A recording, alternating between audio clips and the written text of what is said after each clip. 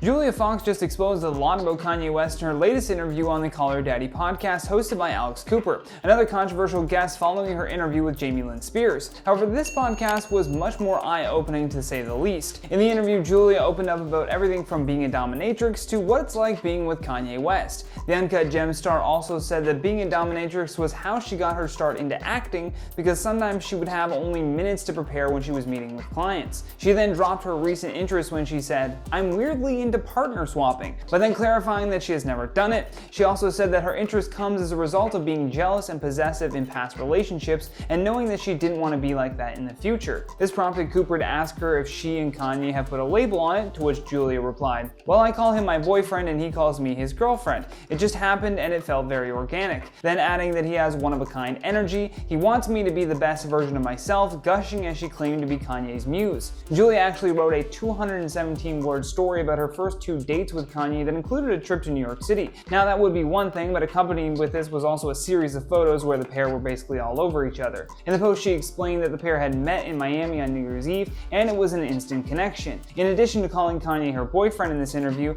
she was also asked about the online comparisons of her and Kim Kardashian. Julia said that it was unfortunate, but also took a bit of a jab at Kim and said, "If anything, I think the conversation should be how heavily Kim was influenced by Kanye." Now at the end of that quote, you'll see that the news source added that she was also talking about Balenciaga, which just reminds me of that theory that all of this has nothing to do with Kim and Kanye fighting and everything to do with selling Balenciaga because of the collab with Kanye. A woman named Michelle, who runs a Kardashian family analysis account, believes that this is much more than just a PR stunt. She believes that we are witnessing a tale as old as time, but with a new medium to express it in. The collab between Kanye and Kim isn't about any of their love interests, it's about selling the brand of Balenciaga and fusing the message with real life and getting it to the people through tabloids. She explains further saying, "We may be scandalized that classic confused ex-West is finally rebounding with a rising star, but Kardashian is still positioned as his original muse, the first one to wear Balenciaga before we discovered it would be accessible. Even if their courtship is in earnest, Fox inherently represents West's next phase of messaging.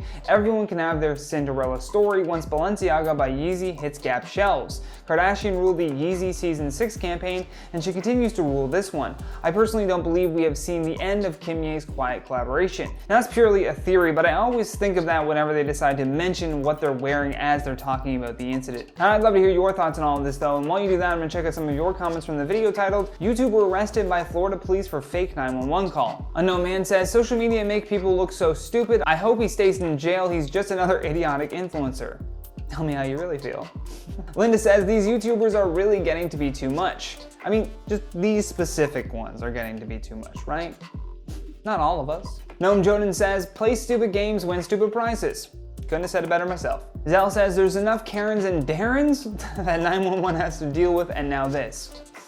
Yeah, let's hope that no more prank YouTubers are calling 911 after this. Just pure stupidity. Justin says, "Can we please leave prank channels in 2015, 2016?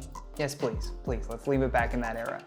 Never again. That's all the time that we have for today though, so stay classy, and I'll see you on the next one. Conversation should be how heavily Kim was influenced by Kanye. Said his name really weird there. Let me do that again. Kanye.